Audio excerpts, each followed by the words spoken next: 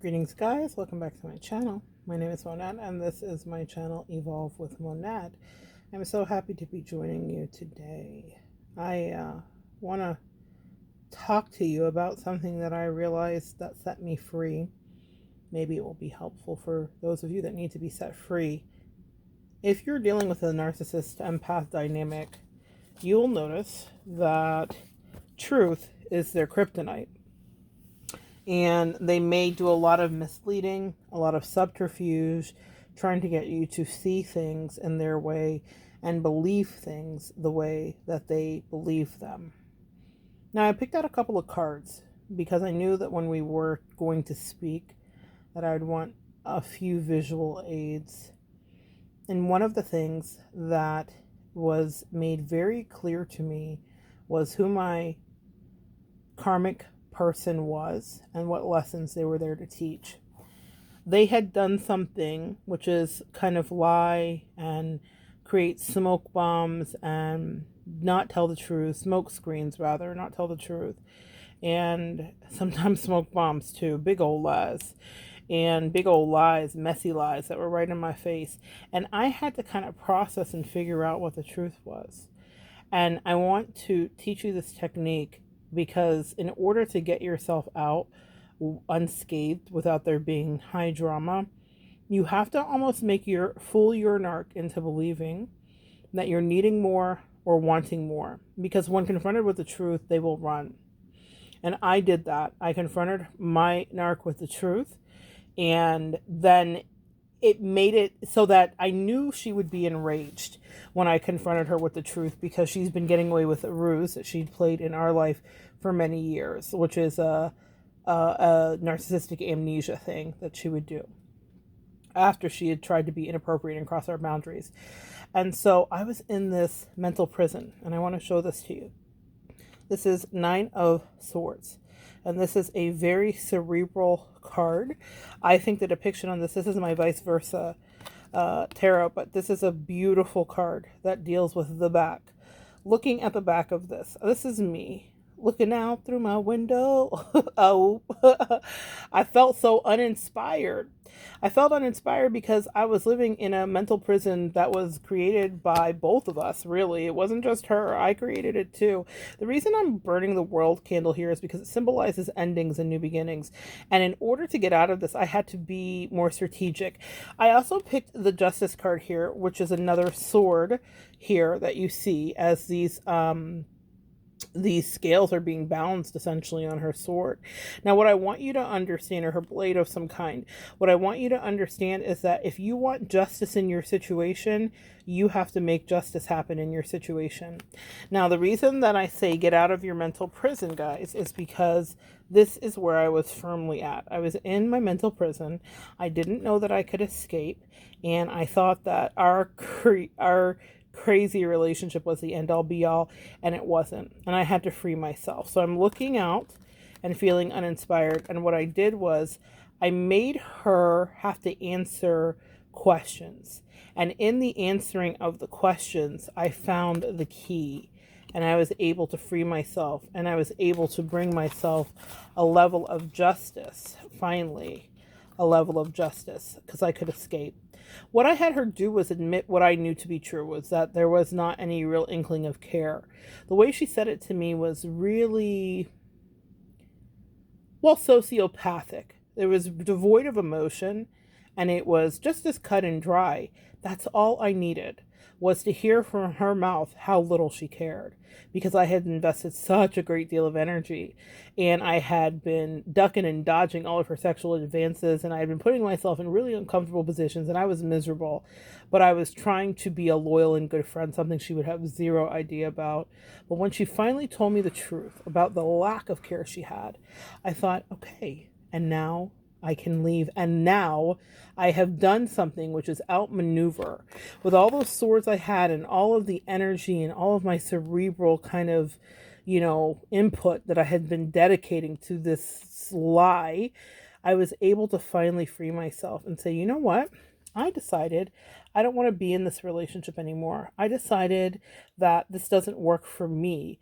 And now you have just signed my release papers. You don't need that, guys. You don't need to have your person validate to you that they don't love you in order for you to leave. But what I will say is it helped me to leave without a shred of guilt, knowing that I had loved her so completely, so totally. I'd done everything that I could do, and that she did not only didn't value it, but she didn't recognize it. Now, some of you guys may argue, well, maybe she did value it.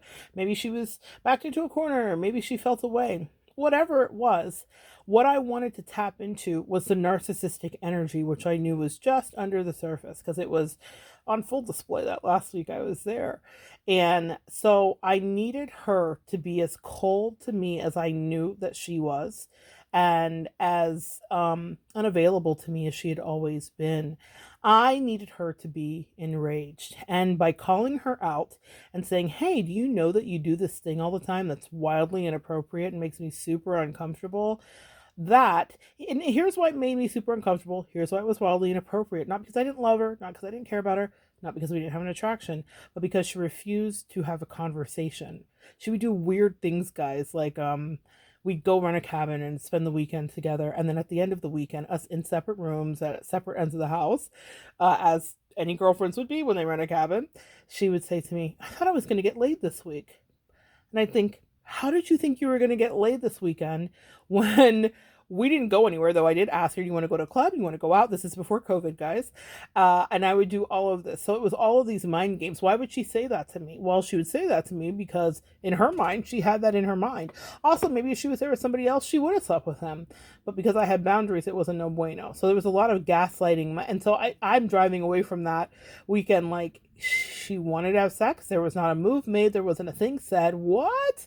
Should we have had sex? No, we shouldn't have had sex. This is insane. So it was just a lot of mind effery, and it was her favorite thing. And so in the last moments, what I was able to do was to use her mind effery against her. Narcissists don't like to be called out. It's their least favorite thing. And so what I did was I called her all the way out, and I made her have to look me right in the eye and deal with the fact that she was trifling and treacherous in the way that she was. She was low vibrational. She dropped the ball with her parenting because of her trifling, treacherous ways. All kinds of stuff that I had to deal with. But I needed her to be angry, because in the anger, I knew that we could have a real separation, because I would never look back. Hearing those words come out of her face were so powerful to me. About a month after that happened, she reached out and she was like, I do love you. Because she told me she didn't feel a thing for me. She had no love for me.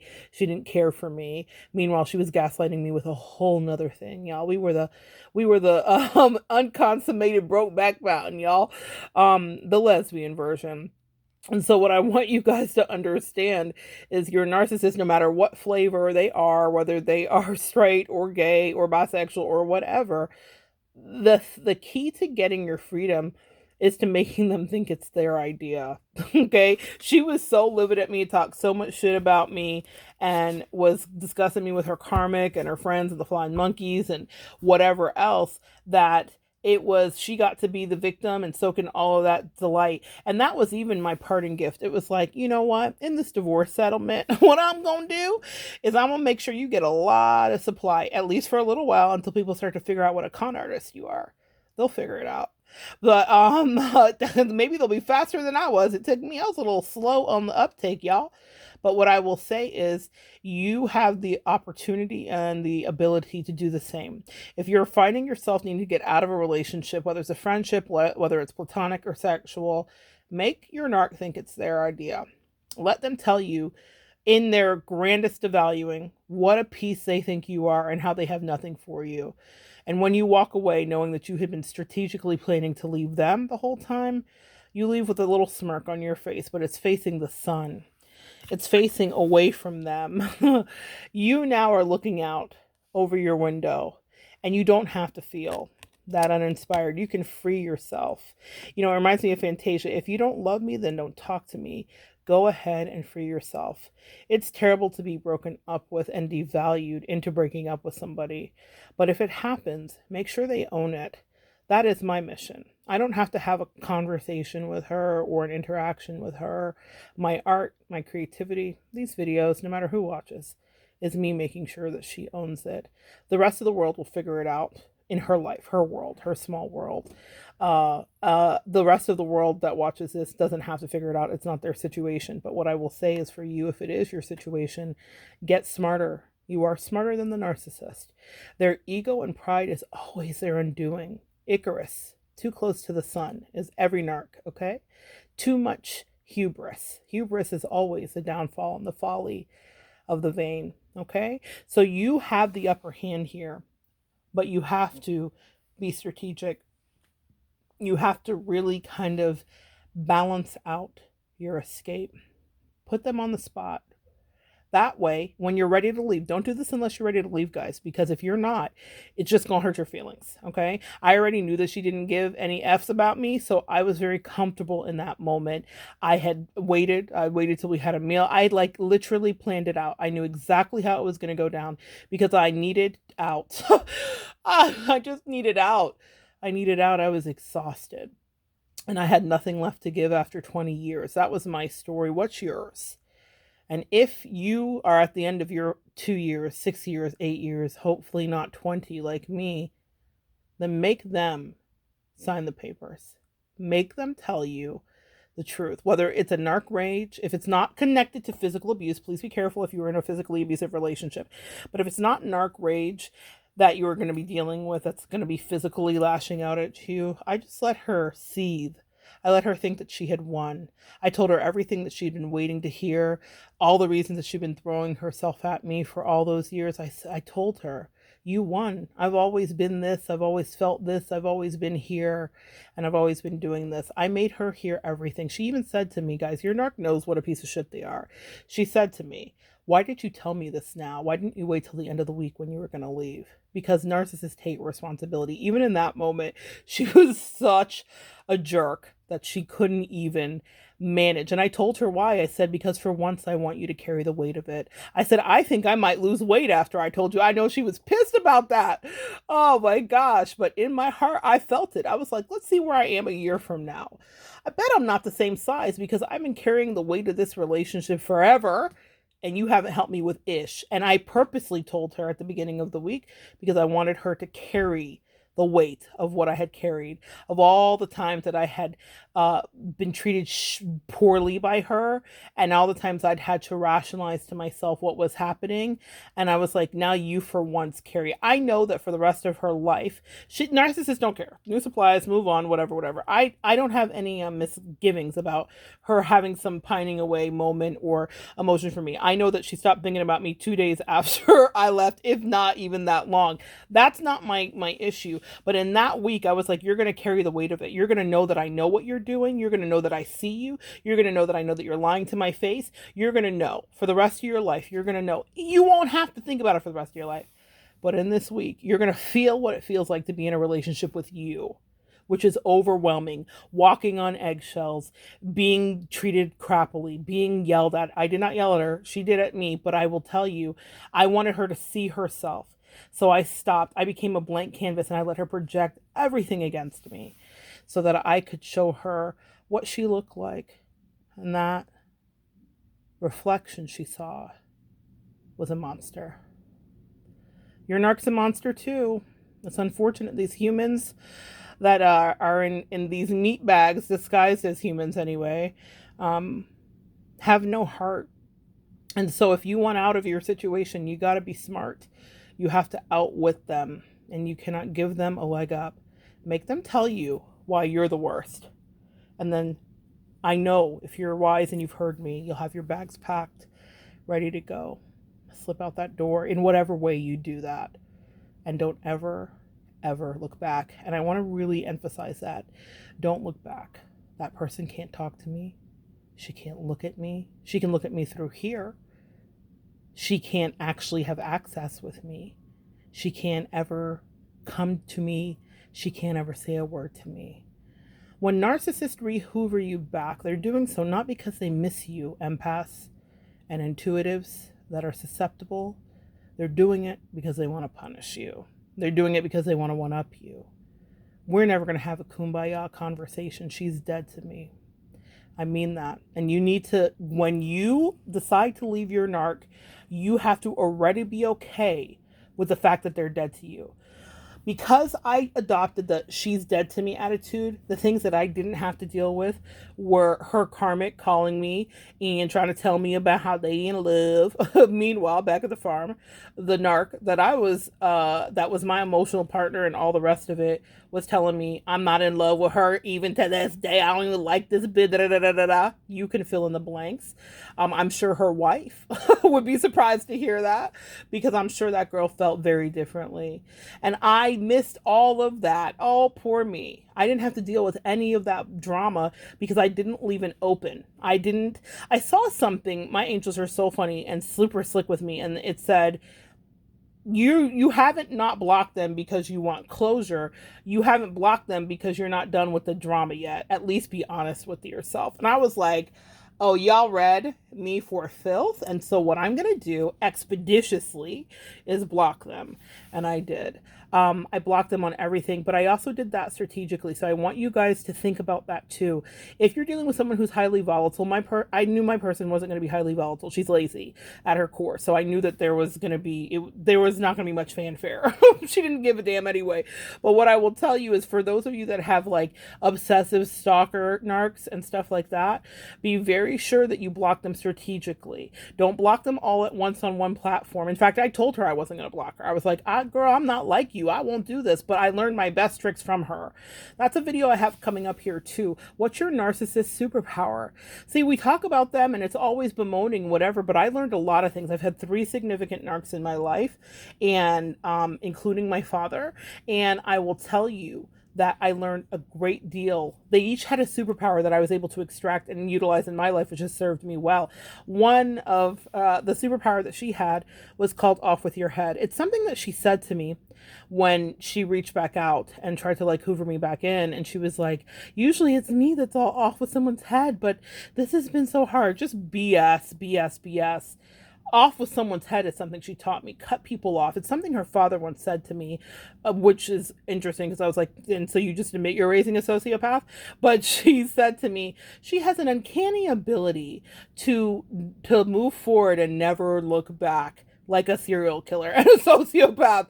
He didn't say the serial killer or sociopath part, but he did say that she had an uncanny ability, and I never forgot that. It's interesting the things that stick out in your head.